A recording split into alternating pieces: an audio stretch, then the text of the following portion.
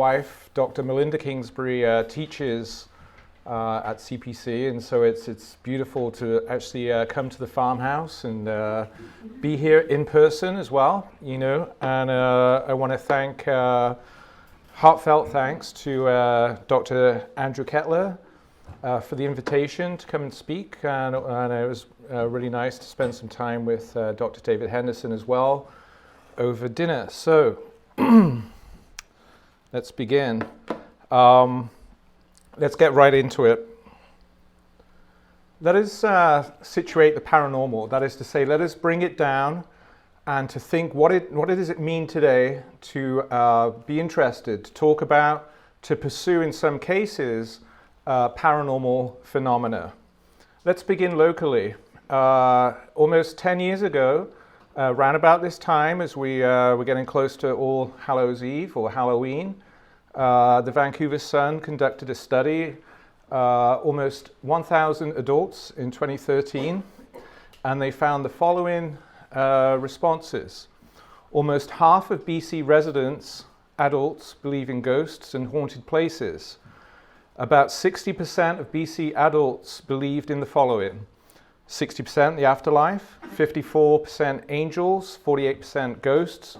Then it kind of gets a bit more dark. You get 37% of BC adults believed in Satan, 36% believed in demonic spirits.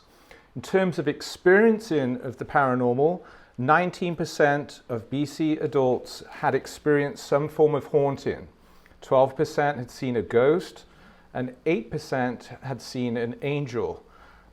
This really reflects that the paranormal, whatever one thinks it is, isn't somehow on the fringes or the margins of people's lives, but rather it lurks, it haunts in some cases a lot of people's minds or their beliefs, and in some cases their experiences. And this will be one of the key topics in my talk tonight.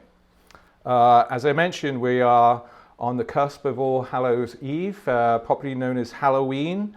The paranormal, in terms of situating it, has become a very kind of everyday occurrences for many people in many parts of the world, especially in Canada. This is a shot of a home in East Vancouver where I live, and there's these Halloween hotspots that the media likes to track, where people can report the best kind of houses that are decorated. People spend a lot of time and energy preparing for Halloween. And a big part of my talk and my research is to look at one aspect of this mainstreaming of paranormal cultures, particularly in terms of the media.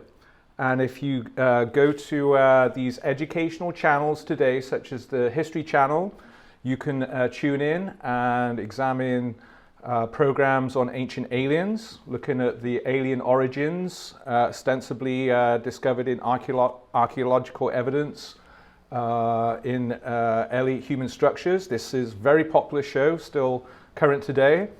I'm going to be talking to you about paradoxical spaces of belief in ghost hunting, Ghost Hunters, one of these classic ghost hunt shows on the Sci-Fi Channel. Again, popular, it lasted for 12 years. There's probably other ones bubbling around right now on TV.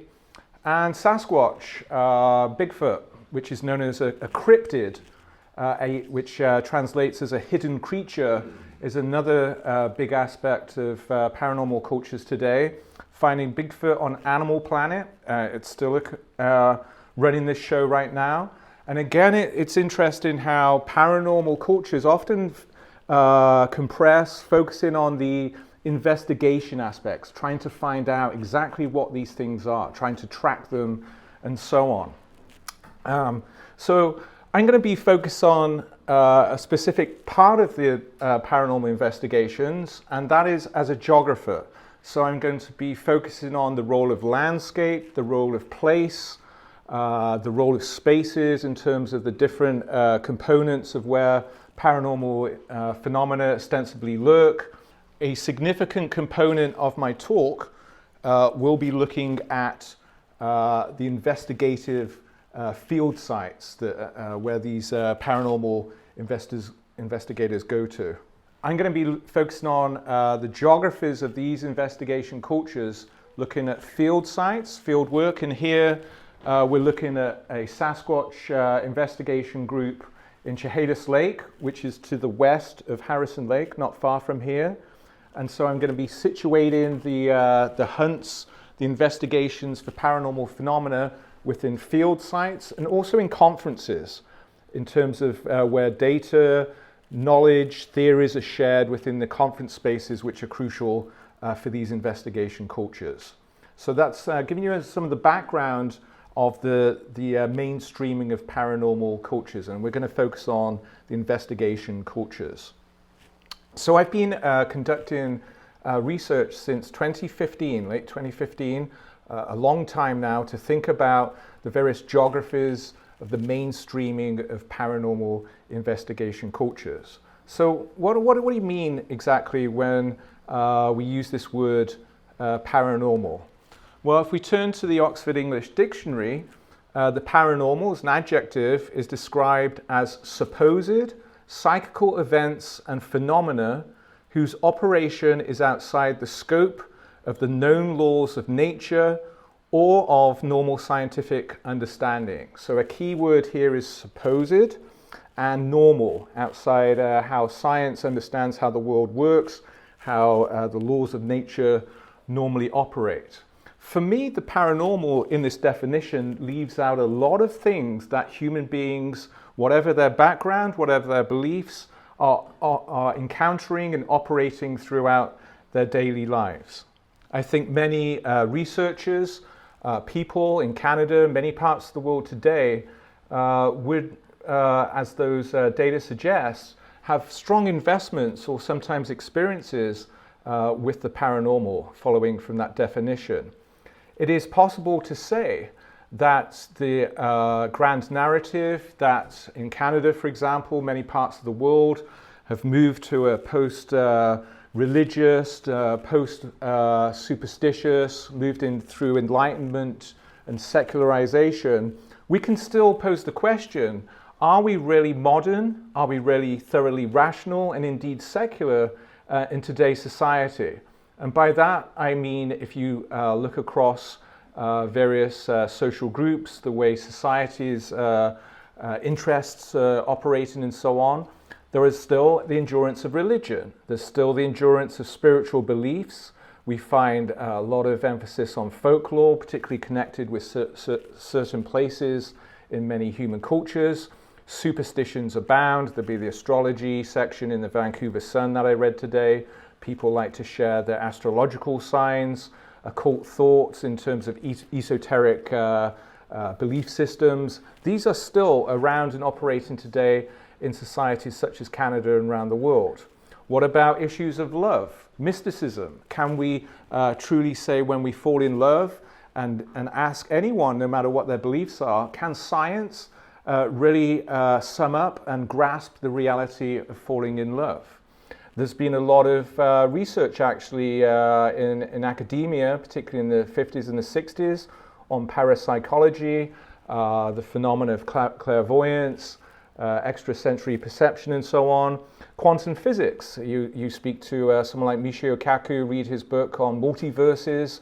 Quantum physics is finding out there are very interesting things at subatomic level where you have various cause and effects which don't follow a kind of linear system, where science itself is acknowledging that there is weird science and the fabric of the universe is almost paranormal.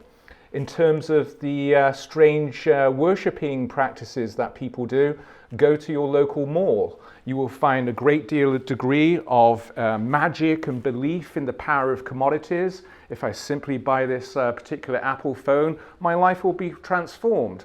I will spend all my energies and worry and anxieties to make sure I get that bargain deal on Black Friday. There's a whole culture out there that revolves around the worship of commodities, or the fetishism, in terms of the magic and the liveliness that embodies these inert objects.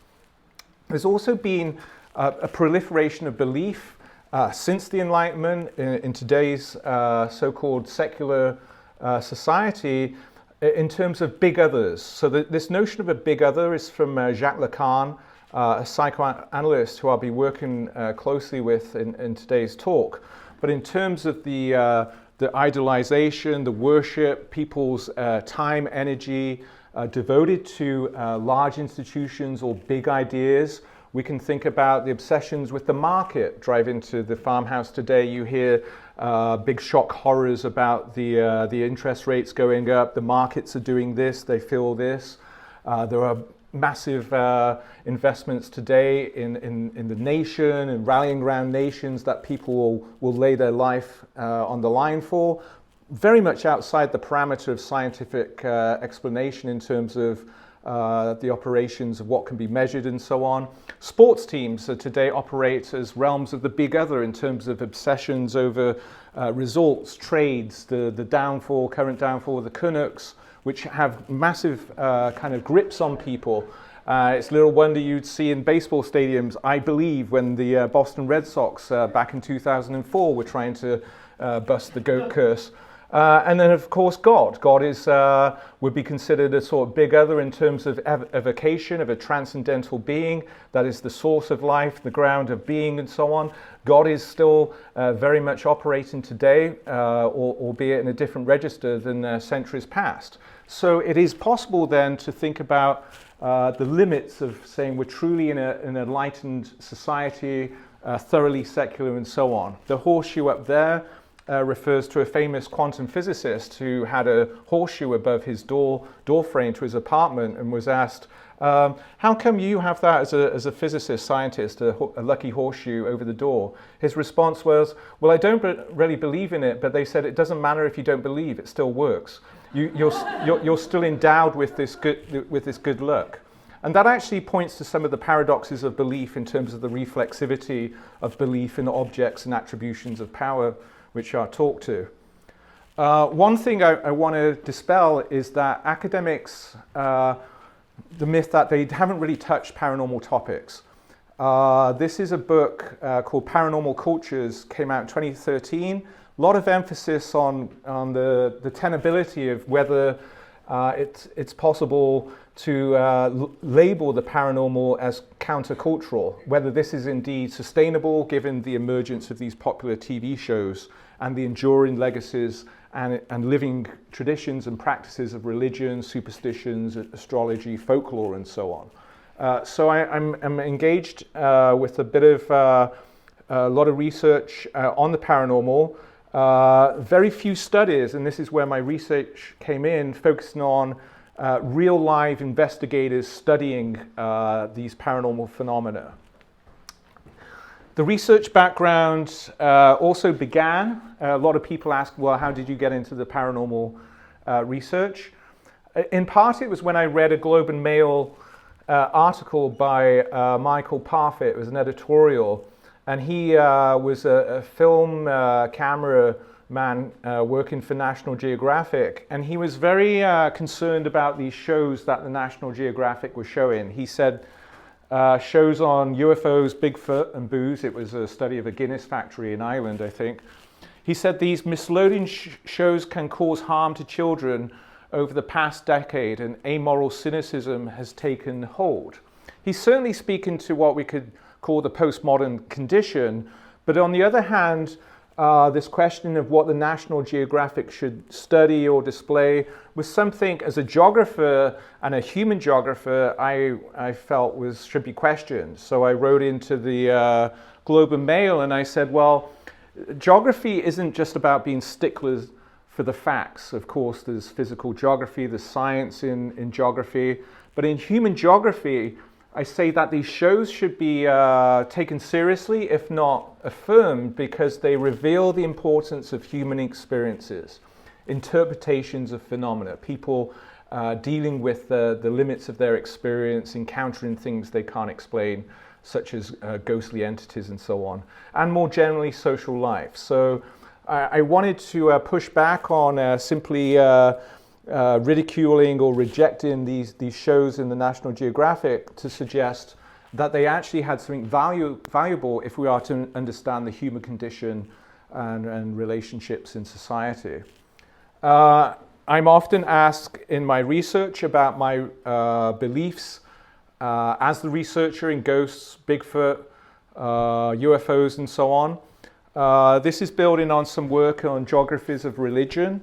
And one of the methodological positions I take as a researcher could be described as agnostic.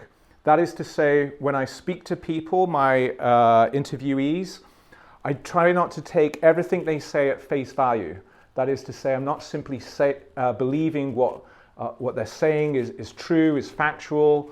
But on the other hand, I'm not going to simply explain away their perhaps paranormal experiences as merely socially constructed, as merely the result of some ideology or the result of media narrative that they are parroting.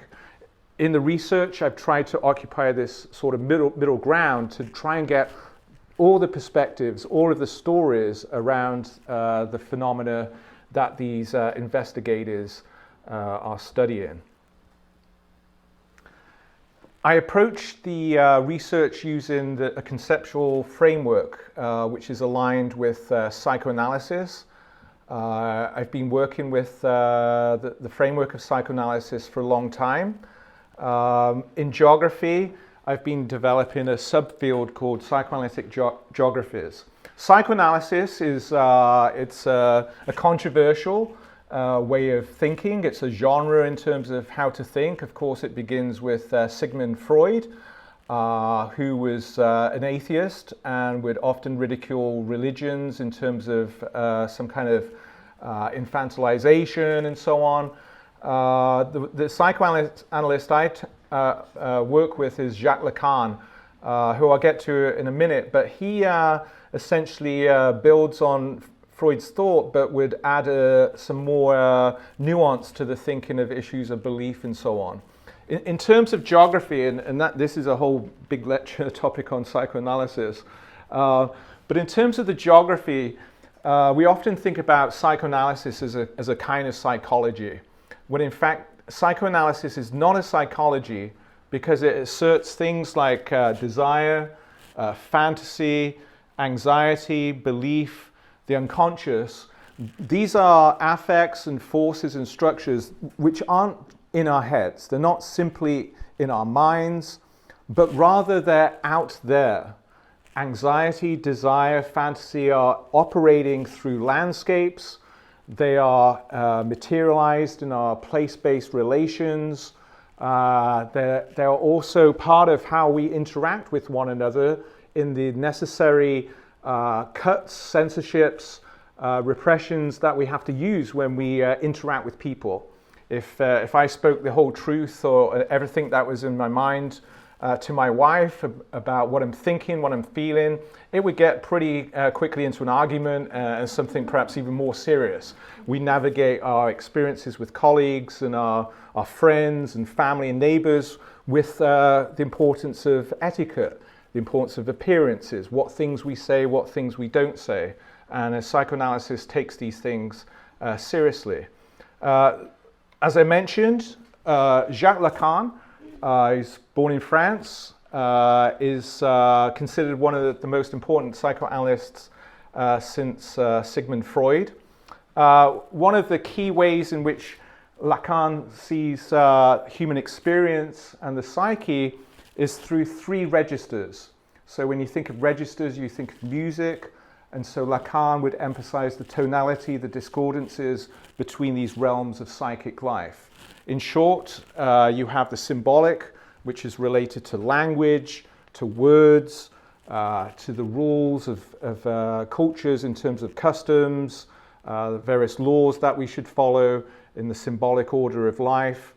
The imaginary register for Lacan is related to the notion of the self or the ego, which for Lacan is always a realm of misrecognition. The ego, following Freud, we are not masters of our own house in terms of our minds. There are elements of the unconscious. The imaginary also pertains to the visual field as well, visible images. The final register is the real. The real is that which disturbs or disrupts the symbolic and the imaginary, which generally compose what we call reality. The real is that which punctures. It often involves anxiety. It can involve what Lacan calls jouissance, which is a intense enjoyment, which a fierce pleasure, if you will, which can involve the overlaps between pleasure and pain. The real also pertains to otherness, uncanniness, feeling disjointed, something that can trip the normal flow of reality up. From a Catholic perspective, and this isn't just from my perspective or outside of Lacan, this is for Lacan the sort of Trinitarian way of thinking of the human psyche. And indeed, towards the end of the talk, I'll talk about the Catholic unconscious, or rather Catholic modality that flows through Lacan's works. Lacan was raised by a devout Catholic family. His works, his seminars are engaging the early church fathers. He loved St. Thomas Aquinas. In fact, he sought to revise Freud's notion of the symptom by using Saint Thomas, as a pun in French to rethink the symptom. St. Augustine is another one of Lacan's touchstones. And you can't understand Lacan unless you have a good grasp of Catholic theology and the Bible. He's also famous for these gnomic aphorisms. The unconscious is structured like a language. So he was drawing upon structural linguistics, Ferdinand de Saussure, to think how the unconscious is something that speaks and can be interpreted. Desire is the desire of the other's desire, is Lacan's emphasis on how the notion of the sovereign individual, the strong ego, is a myth to the extent that we are born into a world, thrown into a world that we didn't create, we didn't name ourselves. We were given these fears, these desires by other people. And in psychoanalysis, a big sort of emphasis on childhood. And so desire is something that we didn't create. It's something that was passed on to us, given to us by the other. So again, this is, I could spend a lot more time on Lacan, but I wanted to give you a snapshot in terms of some of the key theoretical touchstones with Lacan.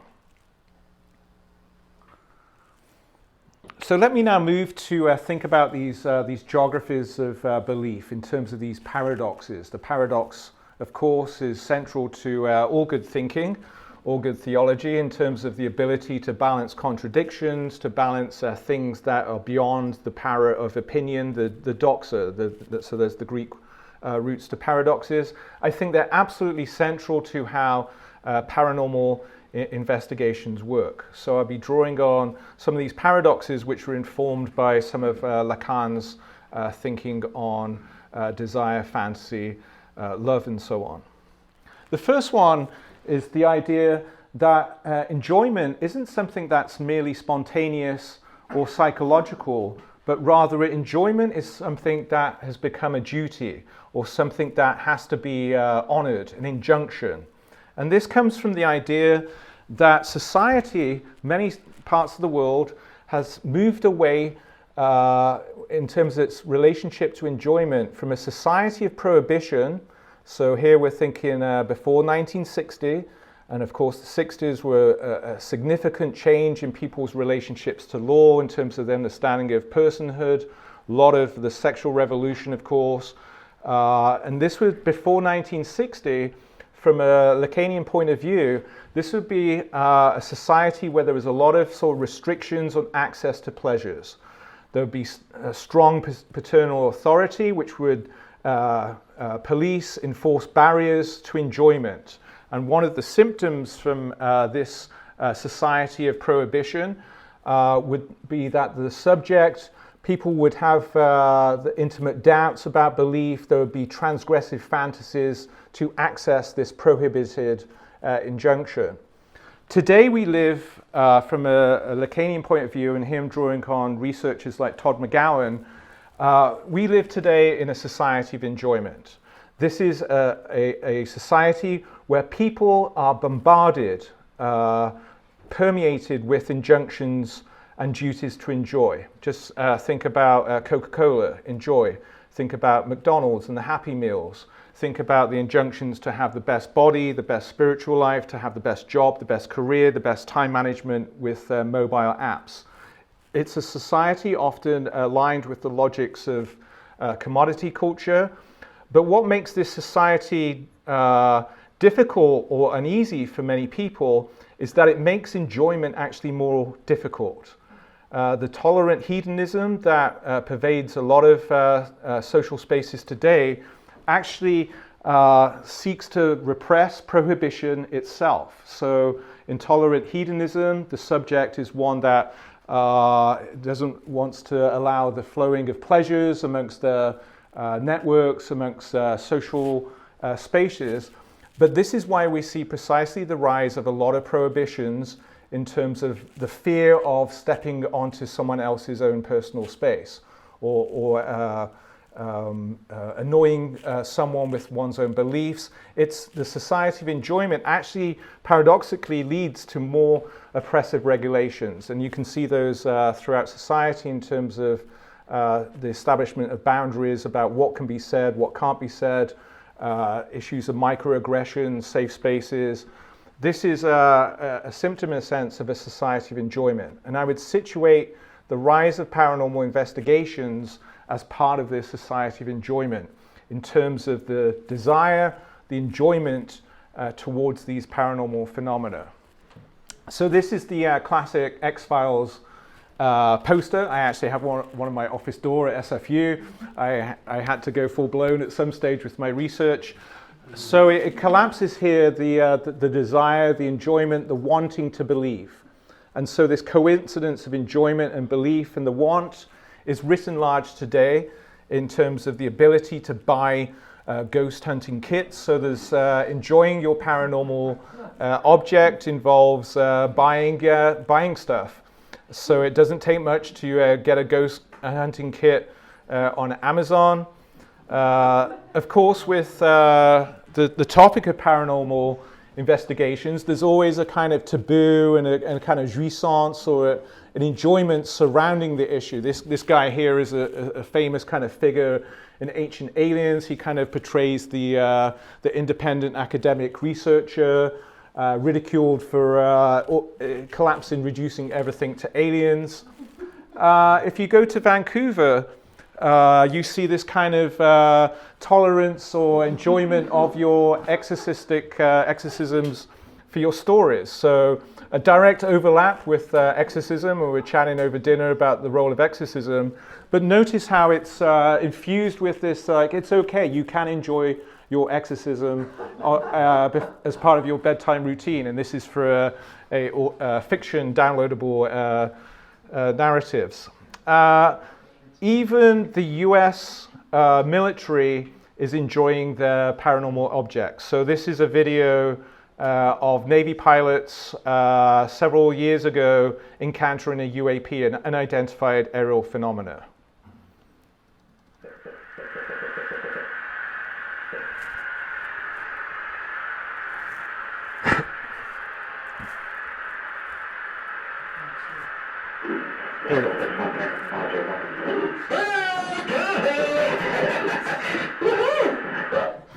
And they just sound like frat boys. Like they're up there and they got these UAPs. So the UAP is, the US military has come out and said there are these objects, these unidentified aerial phenomena that we have lots of videos on. There's a whole congressional hearing about this. NASA's getting involved. But even the pilots are enjoying this encounter and trying to track them with their FLIR cameras, these things, whatever they are. So there is this notion of enjoyment, I would suggest, pervades a lot of these spaces that we're going to look at, and they're part of the kind of the thrill aspects of seeking ghosts and so on.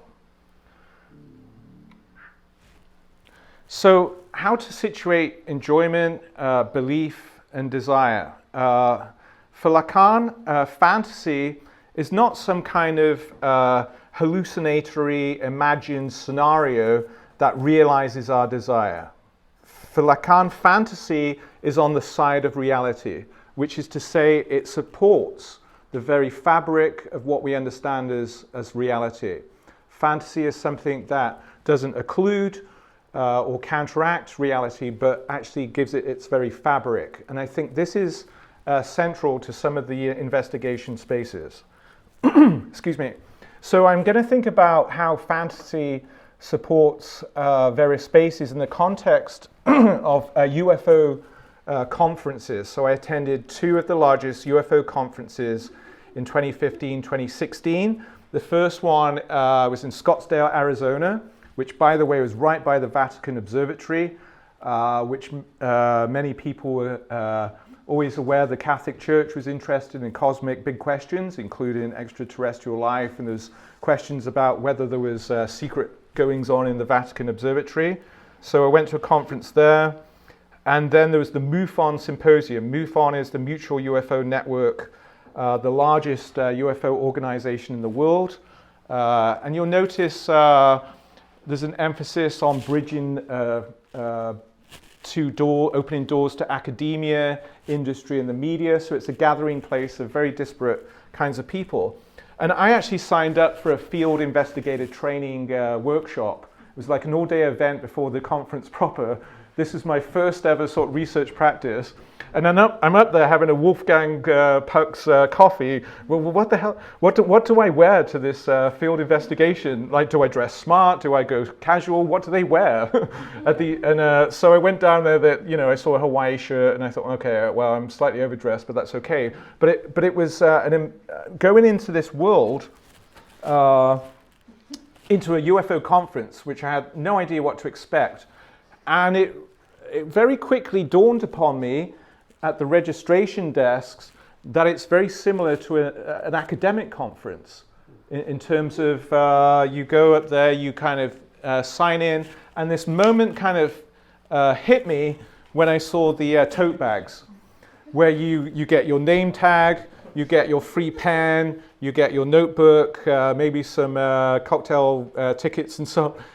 It started to dawn upon me that what these UFO conferences are, despite the very kind of different topic, the object, UFOs mainly, sometimes aliens and alien languages, but they were essentially similar to academic conferences. There would be the banquets, the award ceremonies, late night lobby bar discussions, debating theories and so on. And essentially, the fantasy here is that not occluding, fantasy is not a sort of delusion, but it's a way of organizing the space, the interactions between the attendees. And essentially, the fantasy is something that also seals up the lack or a problem, the inconsistency of a narrative and so on. The lack, of course, is that the object that they're studying there's no tangible scientific proof that aliens or the craft exists. No one's going to bring it in on in a crate or start measuring various specimens and so on. So the educational narratives and as a fantasy allows them to study this stuff precisely because it operates as a research and academic conference.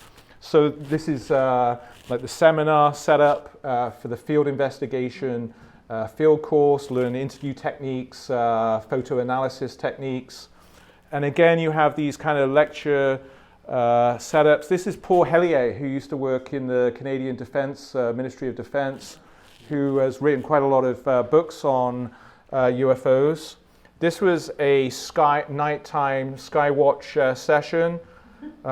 People go to UFO conferences because they've had a very profound experience, something that they themselves may not be able to explain or even believe. They think it's unbelievable. So they will print up documents, photographs that they may have taken and bring them to the experts. Robert Powell, who now works with the Scientific Coalition of Ufology, seeking closure, seeking explanations within these conference spaces. And so this is, people would get friends, pay people to do these mock-up of these crafts that they saw. This is the after a experiencer session where people would gather who had had what we usually call alien abductions, but sometimes they're not unilateral, sometimes they're bilateral in terms of people who are wanting and open to what they believe are interactions with ETs. I could talk a lot more. I've got to move quickly on it, but it was essentially a space of almost therapy. It was run by a hypnotist who was, she was a trained hypnotist who would take some of these experiences back to their hotel rooms to retrieve lost materials in their minds. But essentially it was a kind of a group kind of therapy holding space for people to tell their stories without feeling judged or people thinking that they were crazy. So another kind of realm within this conference space, which was held up by the fantasy, not delusion, but the coordinating people's narratives and stories through this educational, through this kind of, in this case, therapeutic kind of space. The next paradox I want to talk to you about refers to what Freud called the drives. The drives are the ways in which culture, society, and the body can never quite come together. There's always kind of an out of jointness in terms of people's embodiment within the world, and so Freud talked about the drives in terms of circling repeatedly around certain objects. And I want to think this mode of enjoyment with ghosts. So I spent a number of years interviewing and participating. The method is participant observation with several ghost groups, all in the Lower Mainland. Many of them established after 2010. Groups of 9 people, 8 people on average, some smaller ones. And to work with these ghost groups, they're often called in by clients who are seeking to find out, get to the bottom of some kind of ghostly haunting. This is in a bathroom of a restaurant in South Surrey. It's a smudging ceremony which is seeking to clear out the space. So on the one hand, you have these sort of cultural, religious practices of seeking to clear out, to remove ghostly presences. There's also a lot of tech, gadgets that ghost groups use as well. They never charge their clients any money. Any ghost group that charges money is it's strictly shunned. It's not part of the code. They go into people's homes, businesses, not trying to prove that ghosts exist, but rather to debunk claims of their clients. They often go in to provide peace of mind, which I'll talk to in a bit. But in terms of encountering the paranormal object or trying to investigate the ghost, there's a profound paradox of using measuring devices such as this thermal FLIR camera to detect or investigate something which is non-empirical. So this is a trap cam, a stabilized camera set up in a restaurant in South Surrey.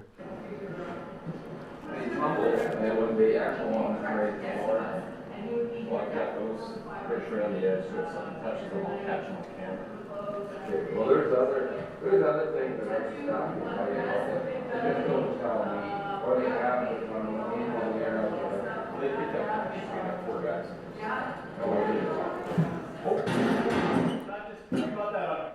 So there's the wobble of the chair. There's the what causes it. So they investigate. Is it level? Let's use the spirit level. So they it's on camera. And so this seeking to close the gap between what caused the material effect, the stool falling over, is never, you can never kind of bridge that gap between the paranormal object and the scientific validation. And this creates this object which incites desire, which incites these drives to look, to search, to hear, and is absolutely crucial to why people will get so kind of ingrained in these investigations. From a Lacanian perspective, the ghost operates as an objet petit a, or small object A. And the ghost here is best thought of not simply as something that floats in a room that the investigators are trying to get to, but rather it's following Slavoj Žižek, It's ultimately nothing but a serving curvature of the space itself. In that kind of attempt to record on a camera, on sound, the ghost, it's in that inability and possibility of closing the gap that they are always missing the object. They're always kind of moving around it on a curvature, which would be the space of this desire. So the quickest way to the ghost is to miss it, to continually encircle it through these impossible attempts to trap it. Let me move quickly to another paradox, is that ghost investigators give something that they can't possess. And this is one of part of Lacan's definitions of love, as something that can't be something you possess, but give to someone else. I would suggest that ghost investigations there's a lot of community and social bonds that form around ghost investigation cultures. This is the Alexandra House Community Center near White Rock. So there was a presentation by a ghost group about their practices. This is in a kitchen in a house in South Surrey, and this is where one of the investigators is meeting the clients, trying to establish the background to why they've been called in. They often meet them before they go to people's houses to ascertain trust, to ascertain the authenticity of the claims. There's a lot of trust and attempts to create peace between the client and these people who are often experiencing some extraordinary events. And the groups go in there seeking to not prove the existence of ghosts, but rather to get to the bottom of why a certain feeling is being felt in a room. This is the Police Museum in Vancouver in Gastown. And this giving away of something that can't be possessed, in a sense, is exemplified in the so-called reveal phase of investigation. This is where they play back to the clients some of the things that were missed during the investigation, the unconscious residues of the room, if you will, and they give them the data that was found, some interpretations. And what they do, they don't say, okay, yeah, you've got ghosts. They never put it that way. They always say, well, we heard this, which shouldn't be there. We don't know if it's just something which is ordinary or banal, but we can't explain it. So they never say, this is you've definitely got ghosts. It's always like up to the client how they interpret this data. So the data, the funny sound, could be a mouse wriggling around in a wall cavity, or for the client, it could be, yes, I knew it was haunted. Or I knew there was in this police museum that, yes, it's got to be Jack who was around and did some bad stuff. It's very similar to this joke of giving away something you don't have as a curious negativity. It's in a Groucho Marx movie, I think, but it's a guy goes into the cafe, a restaurant, and says to the waiter, yeah, can I get some coffee without cream, please? But the waiter replies, well, I'm sorry, sir, but we are out of cream. Could it be without milk? What the ghost investigators give is the without ghost. The cream, arguably, would be the ghost.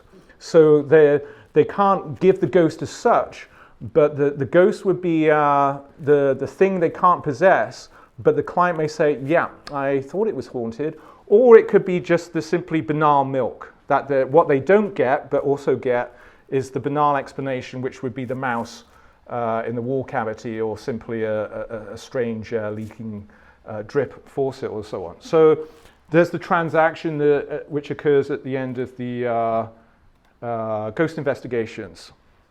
The final paradox, am I good for time? Okay, thanks. Okay, let's talk some Bigfoot, Sasquatch.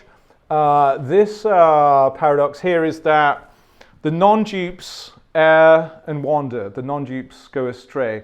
Lacan, in French, it's les non-dupers. So the pun there is the name of the father, one of Lacan's key concepts, borrowing straight from Catholic Christian tradition, the name of the father. So the idea of the non-dupery, the non-dupes is the pun, is that those who think they know it all, those in the non are often the ones who are the most mistaken. And I suggest that this is central to Sasquatch research. Here we are in Ocean Shores, coast of Washington State. You have town hall witness testimonies of people telling their stories of encounters with Bigfoot. If you go up to not far from here, Harrison Hot Springs, a definite hotspot for Sasquatch sightings, they have the Sasquatch Museum, which again is an example of how belief is still very operative in society, and the big other here would be the kind of bit of science, but also a kind of a shrine towards the various evidence of Bigfoot. I've worked with members of the Bigfoot Field Researchers Organization, the BFRO. They're North America's largest Bigfoot organization. And of course, when it comes to Bigfoot, Sasquatch, the field is sort of rife with misrecognition, but also hoaxing and dupery. And one of the most famous kind of film clips, arguably this is iconic in paranormal investigation cultures, is the 1967 Patterson-Gimlin movie, which was Northern California, which depicts so-called Paddy, named in part after Patterson, as one of the two guys who were on the hunt for Bigfoot, which depicts a female reported Sasquatch moving away when she was encountered unexpectedly. Reports that the story is she looked at them disgusted in a disgusting manner and proceeded to walk off. On the one hand, it's proof of the existence of Bigfoot. On the other hand, it is simply a human being dressed up in a monkey suit. So you have this kind of split again between the evidence. You can't, and with this image stabilization, so this is from YouTube with recent image stabilization, the original film is very shaky. You still, the allure here, and I just love the mysteries to this stuff, the allure is you can't disprove it either way based upon this video. In fact, what's happened though is it's actually pulled in more people in terms of the kind of enigma of this movie. So there's a lot of people saying it's ridden with hoaxes, and so I suggest that when it comes to wandering because you're too much of a know-it-all, this is kind of inbuilt within the Bigfoot investigation community. In an interview with Jason Sackerson, who is the BC kind of representative for BFRO, he's very aware of the difference between what he's doing and biologists, primate anthropologists, whatever, in academia. These men of science in the ivory towers, they're not touching it, Sasquatch research, with a 10-foot pole. It's understandable to agree because some monkey business is fraught with hoaxes, left, right, and center. Who's going to want to give up tenure? You start researching a project, you get some people involved, and then 6 months later you find out they're pulling your leg. Kiss goodbye to tenure. So he's got a kind of fantasy or a projection of what goes on in the ivory towers academia, but that line monkey business is fraught with hoaxes really is like that lit a light bulb in my head, because it brings to the fore what they dub as monkey business. They essentially describe that they're dealing with forest ninjas, they're dealing with something that is a lot smarter than them, and they have to avoid any kind of arrogance towards these Sasquatches. One of the key sites, Chehalis Lake to the west of Harrison Lake. Of course, you can go to the Sasquatch Inn. This is by Harrison Mills, good place, nice burgers. Highly recommend it, maybe for a little trip out. And during these investigations, you have similar kind of educational interactions, lectures on tracking. Charles Lemaker from Washington State gave a tracking course. So it has these kind of educational spaces. And they refer to it as monkey business in terms of these creatures who here there's a lot of conviction that They exist in these big forests. And so they don't want to be non-dupes. They want to enter the mystery with the Sasquatch. So I've written a separate thing on this, but for Lacan, the good dupe is someone who understands the necessity of structure, the necessity of being in language, being in existence, which is more mysterious than simply explainable. And the good dupe is someone who falls in love with their unconscious, who falls in love with the things that they may not know about, who doubts their conscious mastery of reality. They choose to wander by being fooled by knowledge or entering the mysteries that of various kinds of knowledge in science, religion, and psychoanalysis, which for Lacan were the kind of three kind of epistemological fields of human life and culture. Behind this, the text is they would play these nature programs on giant TV screens, seeking to entice the gaze of Sasquatch. So they would enter the kind of almost blatant, stupid empiricism to say, hey, if we're going to catch or see a Bigfoot, let's show them big pictures of squirrels and birds beaming out, projected like a theatre into the forest, which I thought was brilliant. And they did too. And it was like, hey, we're going to try anything. So it's part of the monkey business. This is the what's in the box. The idea with this kind of lure is that you put the box in the middle of a Forest Service road somewhere quite visible, and then over perhaps an hour or two, at regular intervals, someone would walk to the box, look in it, and then walk away. This would be going on for about an hour or two, 1 hour or two, to entice, to pique the interest of Sasquatch, essentially to outflank the mystery by giving another mystery to the paranormal object. So that was pretty fun as well. They would even have, and I think David was playing this in his lecture today, they would have like Strauss's soundtrack to Space Odyssey 2001 and putting these and bury them in the ground to reach out to these objects of desire.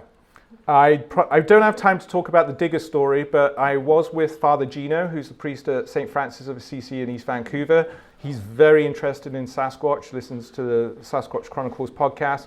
But I got a great story involving Father Gino, who is accompanying me on that trip.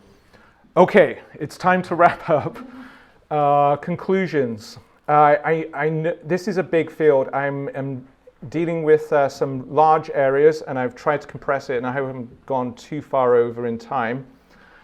I would suggest that paranormal investigations are actually quite ordinary. You know, they are sort of mainstream insofar as there's these TV shows on them.